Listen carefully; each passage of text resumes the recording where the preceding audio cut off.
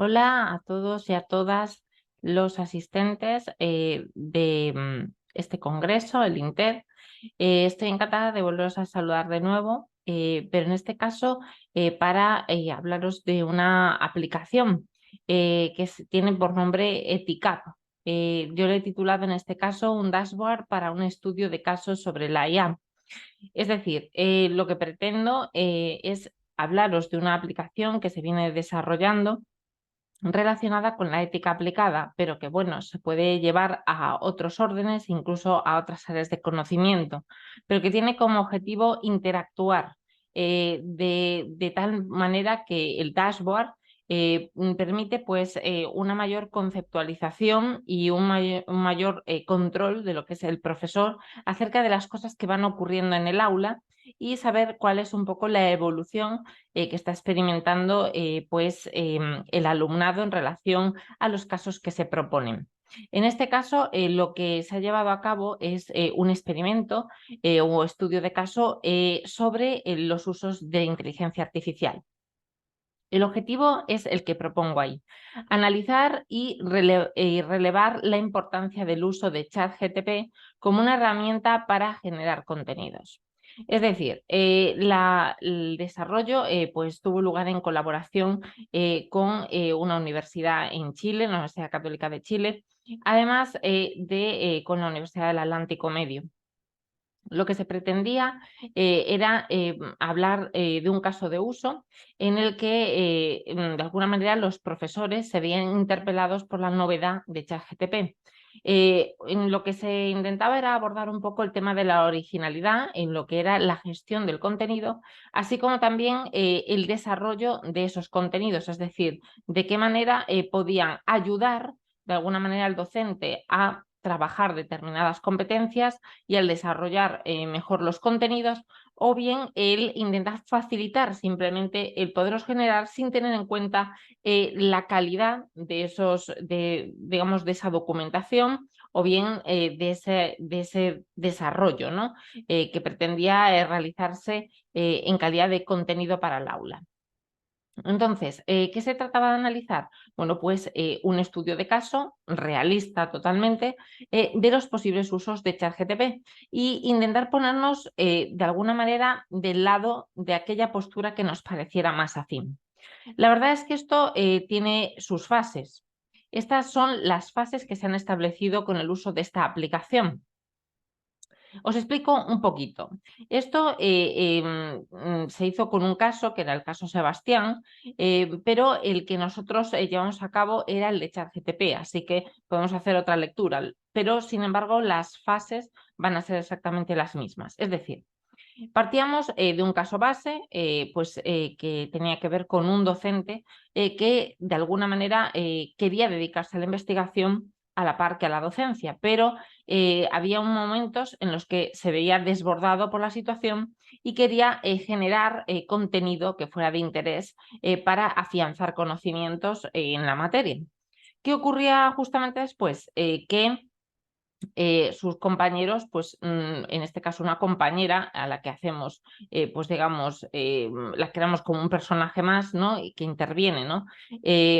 Dentro de esta situación, un tercio, un quid, ¿no? Un término medio en la que dice, bueno, pues da igual porque lo que hace falta son contenidos de base, no hace falta elevar tanto la calidad de los contenidos, con lo cual con que sepan lo suficiente los alumnos, pues creo que ChatGPT cumpliría perfectamente con los objetivos. Así que de alguna manera interpelaba a este profesor a que lo hiciera con ChatGPT sin tener tan en cuenta la calidad, ¿no?, de lo que sería el contenido generado. Sin embargo, ahí pues aparece una pregunta a priori, que es previa a la lectura del caso. Y entonces valoramos lo que es previamente la inteligencia artificial y sus posibles usos. Y después otra pregunta que viene justamente después, que tiene que ver con el conocimiento del caso. A partir de ahí, lo que se establecen son una serie de etapas de carácter individual en la que pues, primero se da a conocer pues, lo que es la pregunta, luego la pregunta con el caso. Todas las fases tienen un carácter individual y anónimo en esa parte. hasta que después empieza a haber una etapa gradualmente colaborativa, en la que en una pues se hace un primer comentario sobre lo que sería el caso, después se lleva a una discusión y entonces vemos cómo interviene un grupo al que, digamos, el alumno no conoce porque estamos interactuando en el aula, y vemos que se ha ido agrupando pues a una serie de personas, pero sin tener conocimiento ellos de con quién están hablando, porque la discusión es por chat y está anonimizada. Hasta llegar un momento en el que tienen que volver a retomar otra vez la pregunta inicial y pues se ven como interpelados a ver qué era lo que pensaban antes, desde los principios, cuando no tenían conocimiento de causa, hasta que pues llegan al final de la etapa y vuelven a repensar sobre aquella primera lectura que ellos realizaron. Todo esto se hace a través de una serie de timings, ¿no? Que van de 5 en 5 minutos hasta el final, que es el plenario en clase, donde ya es todo colaborativo y no anónimo. Esto está en una fase como de testeo y lo que se pretendía era un poco valorizar el sentido que tendría un estadio crítico de cualquier caso que pudiéramos realizar, sea un caso pues, de índole más de ética aplicada o sea pues, algo que tenga que ver con algún factor deontológico o profesional o de otro orden. Digamos que es una herramienta polivalente para poder desarrollar distintas actividades en el aula. Desde ETICAP lo que se propone a los alumnos, que en este caso eran alumnos de máster en el ámbito online, pues lo que se pretende era llevarlos directamente a la plataforma. Se les interpelaba para que crearan una cuenta, eso sí, con poco conocimiento de causa y, por supuesto, también valorando a aquellos que realmente tenían predisposición para participar. Se les ofrecía una sesión de espera, ya que el profesor es el que de alguna manera tiene el control sobre esa aplicación y entonces permite introducir a lo que es los usuarios dentro de la sesión. Una vez realizado esto, pueden ver el caso. Este podía ser el caso Sebastián o el caso ChatGTP, que era el que habíamos propuesto. Y en las distintas fases se ven etapas que van recorriendo poco a poco a modo de pestañas en las que van colaborando y contribuyendo dentro de ese proceso. Con lo cual, aquí tienen un apartado para leer detenidamente lo que es el caso. Puede ser un caso de cualquier índole, pero apela de alguna manera a nuestro criterio, a nuestra, digamos, racionalidad interna, porque de alguna manera estamos reflexionando sobre una realidad concreta. Podría ser algo ambiental, podría ser algo, pues, un problema de cualquier orden, un problema que tuviera que ver, pues, eso, con áreas de la ética aplicada, podría tener que ver con el derecho, podría tener que ver pues, con informática o con la protección de datos, con miles de cuestiones que se pueden abordar dentro de esta área de conocimiento. Así que esto es un poco, digamos, la interface, ¿no? Que tiene este espacio.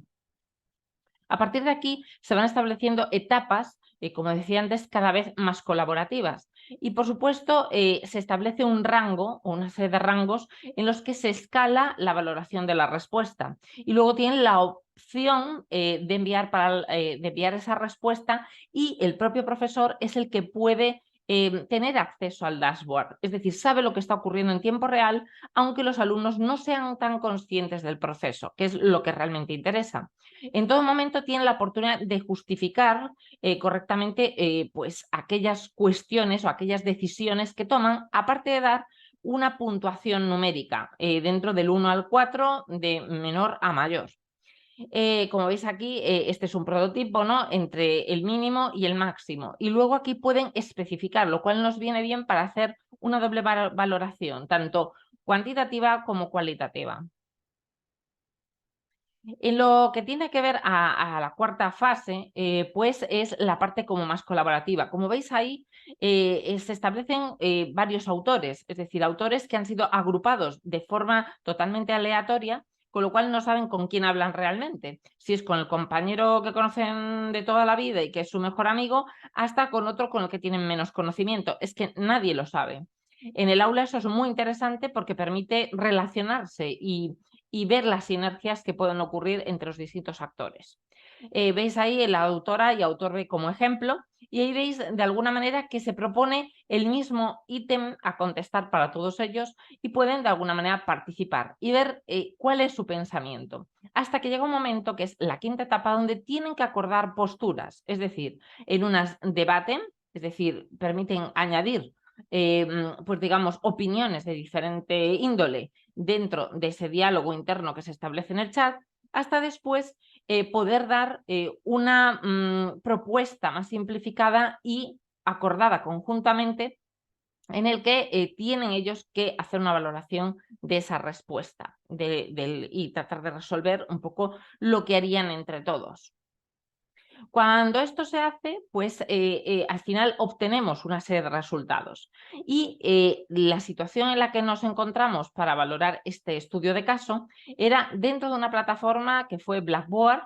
Había 87 alumnos que participaban dentro de esta experiencia.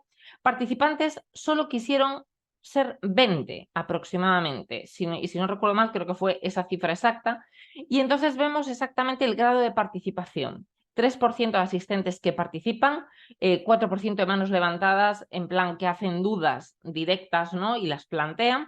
Un 42% de asistentes que participan en el chat, con lo cual la afluencia fue elevada, sobre todo a la hora de entender o querer entender el proceso. Hasta 234 mensajes en el chat del propio Blackboard, donde pues reflejaban sus opiniones y sobre todo su sentimiento.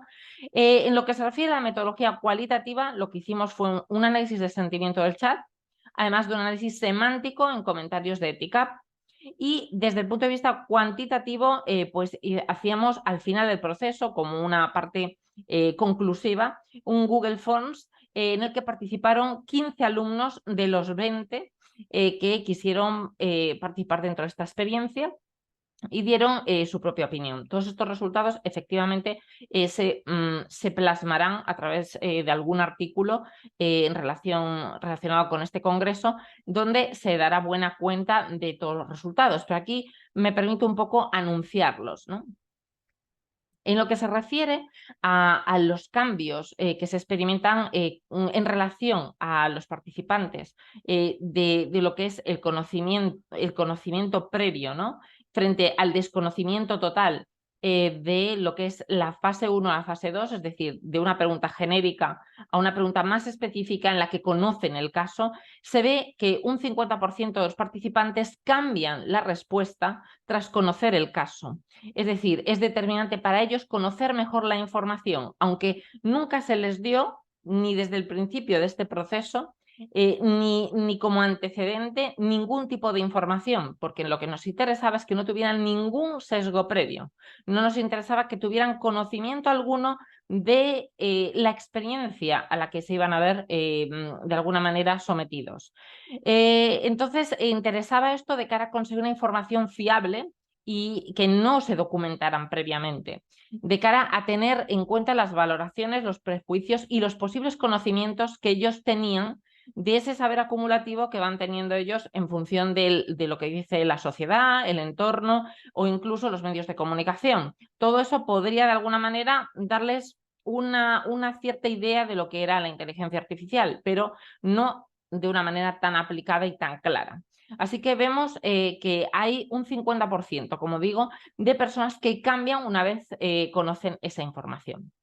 De la fase 3 a la 4, lo que vemos es que es si cambian o no cambian tras conocer el caso y, por supuesto, consensuar con el grupo, que era la parte que más nos interesaba, porque la idea de la conciencia grupal pues hoy por hoy tiene mucho peso, es decir, tiene peso en casi todas las decisiones que tomamos, porque casi todas son con carácter colaborativo y sobre todo si tiene un perfil ético suelen imperar las mayorías en lo que son las tomas de decisiones. Entonces vemos que un 70% de los participantes cambia con respecto a la elección original, a la que tenían ellos en mente. Y en la fase primera, en la que veíamos como la fase A, solamente veíamos un 50% de los participantes que lo hacían, con lo cual se ven interpelados por el grupo y de alguna manera ya está produciendo un nuevo sesgo. Las conclusiones, claro, existen dos posibilidades que no se excluyen entre sí. Hay por una parte la idea de preguntas genéricas planteadas que no son equivalentes. Es decir, una cosa es tener el conocimiento de causa y otra no. Y cuando ya se tiene conocimiento de causa y se ha consensuado, ya no tiene, digamos, el mismo matiz ni se responde de la misma forma, con lo cual no son al 100% equivalentes. De ser esto cierto, lo que haría es invalidar una parte de las comparaciones que se dan entre la fase 1 y la 5 y solamente tendría sentido esa comparación entre las fases 3 y 5, que son la parte, digamos, más colaborativa. Pero si tenemos en cuenta que sí son equivalentes, es decir, que hemos cerrado en parte ese círculo, ¿no?, de interpretación y de hermenéutica, entonces lo que vemos es que las fases 1 y 2 tienen esa diferencia, ese sesgo entre la pregunta genérica y la misma planteada de diferente caso. Y eso significa que ya estamos marcando una cierta tendencia o predisposición porque hay ciertos valores implícitos que vienen dados por el grupo y por el criterio que se ha prejuzgado antes y después del conocimiento del caso, y luego sobre las expectativas imaginadas en relación a la anterior fase, porque uno al final dice, claro, y si pasara esto o si pasara lo otro, al final genera hipótesis, y entonces no estamos en la misma predisposición a la hora de contestar. En lo que es tras la fase cuarta, cuando al participante se pueda dar esa libertad de selección de forma individual, venía la pregunta de si se mantenía o no se mantenía la respuesta del grupo o si se acababa matizando. Entonces, ahí vemos que no todos los participantes, al volver a ser preguntados de forma individual, pues mantienen la opción de grupo como válida. Y se ve en un 33%, es decir, 6 de 18 no dan como perfecta esa selección alcanzada por consenso que toman dentro del grupo. Con lo cual, los participantes admiten y siguen las normas de grupo, pero eso no termina de convencer a todos. Es decir, no hay un verdadero consenso, que era lo que nos interesaba, acerca de las bondades que eso podría tener, especialmente cuando estamos hablando del ChatGPT, con lo cual, así como tienen cierta aceptación esta herramienta y amplia difusión, no se saben de las posibles consecuencias que podrían derivarse con un uso poco medido y, por supuesto, sin conciencia de causa, es decir, porque en el fondo se les estaba interpelando a usar una herramienta en sustitución prácticamente a algunas de las cuestiones que deberían abordar de forma profesional, porque al ser docente uno tiene que elaborar sus materiales, tiene que gestionar los contenidos y eso no era del todo positivo para las personas que intervinieron en esta experiencia. Con lo cual eran conscientes de que había algunos cambios que no eran del todo positivos. Por eso es por donde se ve ahí en esos círculos las opciones que van tomando. Y aunque no son muchos, la tendencia de la mayoría o el imperativo de la mayoría es siempre muy grande, pero siempre hay personas que mantienen cierta crítica y distancia de perspectiva con respecto a esa toma de decisiones, con lo cual significa que tienen cierto criterio propio, ¿no?, a la hora de hacer esto. Entonces, también hay que tener en cuenta que utilizamos una palabra clave, que es la idea de palabra herramienta. Cuando hablamos de herramientas, hablamos de una serie de cuestiones que nos sirven para gestionar mucho mejor nuestro trabajo y nos facilitan la labor para realizarlo lo mejor posible y adecuándonos a las situaciones que realmente tenemos que abordar dentro de nuestra asignatura. Pero lo que indica es que se sitúa ChatGPT como una cosa, es decir, como una entidad. No se le está dando cierta autonomía y cuando hablan de herramientas se sienten, la verdad, más cómodos por el estatus que representa todavía esa funcionalidad o conjunto de funcionalidades que tiene la inteligencia artificial. Con lo cual es importantísimo considerar la palabra herramienta no solamente por el uso extendido que esto tiene, sino también porque hay una asociación con algo práctico, con algo que simplemente se usa en un momento dado, pero del que también se puede prescindir, con lo cual genera cierta autonomía en lo que es los resultados y también las expectativas, con lo cual los mantiene en una situación a los docentes encuestados pues de de tranquilidad, ¿no? De búsqueda de término medio, porque en el fondo no lo ven como algo invasivo. Así que, como conclusiones, habría que intentar relacionar un poco el esquema entre lo desconocido y lo nuevo con respecto a algo conocido. Es decir, por una parte, hay cierto desconocimiento de las posibilidades que puede tener esta tecnología frente a la novedad que esto supone en lo que es la gestión de los tiempos y de contenidos también. Con respecto a algo de lo que ya tenían cierto conocimiento, porque no era algo extraño, ¿no? Podría ser ciertamente novedoso porque algunos lo usaran y otros no, pero tenían cierta información acerca de lo que eso era, ¿no? Pero también hemos encontrado cierta falta de rotundidad en lo que se refiere a el ámbito cualitativo, es decir, cuando analizamos el sentimiento, vemos que no están del todo seguros con respecto a no solamente el uso de esta herramienta, porque les provocaba cierta digamos, cierta distancia y su nivel de colaboración fue bastante poco en relación al número de asistentes, con lo cual nos llamó la atención y eso era cierto escepticismo hacia lo nuevo, con lo cual era algo bastante curioso, ¿no? Dentro de lo que eran las expectativas que teníamos en mente, ¿no? Luego está el tema de las explicaciones, que de alguna manera pues, detallan o justifican que todo se basa un poco en criterios objetivos, pero que no son personales, es decir, no se basan en sus propias opiniones, sino en aquello que realmente se confronta como expectativa, como posibilidad, ¿no? Se emplaza de cara al futuro, no es algo que todavía esté determinado porque todavía no se han establecido los usos como tal. Sí se están empezando a dar nociones sobre cómo va a ser el uso en el ámbito de la docencia, pero todavía se está relativizando esa respuesta dentro del caso específico porque no se ha dado todavía y porque obedece a una asignación o a una serie de atribuciones que todavía no se le ha dado y que también va a tener que ver con el sistema de preferencias o prejuicios personales que puedan tener los docentes de cara a esta herramienta. Con lo cual, creo que ha sido una experiencia tremendamente interesante en lo que se refiere a no solamente a los tiempos que fuimos secuenciando, sino también a la oportunidad que se nos dio para poderlo experimentar y explorar dentro del ámbito de las TIC. Con lo cual, no solamente agradezco a todos los que han colaborado en este estudio, del que espero poder dar cuenta más adelante y por escrito, sino que también ha sido estupendo de cara a poner en valor la tecnología desde las TIC, no exclusivamente desde el ámbito del diseño, ¿no? De producto o incluso pues de las bondades que pueda tener la aplicación, que sin duda las tiene, sino también desde el punto de vista humano, ¿no? Cómo de alguna manera abordamos la perspectiva humanista dentro de la inteligencia artificial.